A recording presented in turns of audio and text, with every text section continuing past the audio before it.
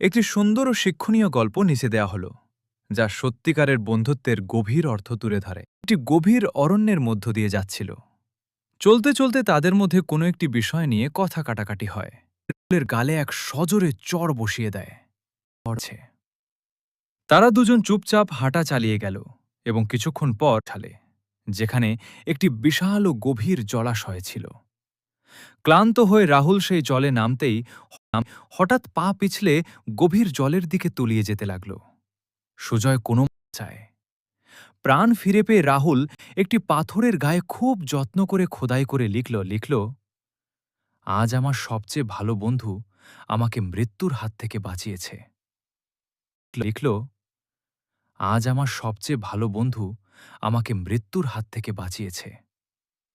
বিস্মিত হয়ে সুজয় জিজ্ঞেস করল, বন্ধু, চড় মারার কথা তুই বালিতে লিখলি, আর জীবন বাঁচানোর কথা পাথরে খোদাই করলি কেন?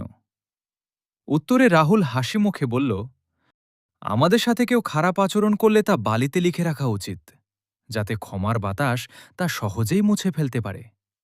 কিন্তু কেউ আমাদের উপকার করলে তা পাথরে খোদাই করা উচিত, যাতে কোনোদিন তা মুছে না যায়। সুজয় ও রাহুলের এই বন্ধুত্বের গল্পটি ভিডিও আকারে দেখতে পারেন।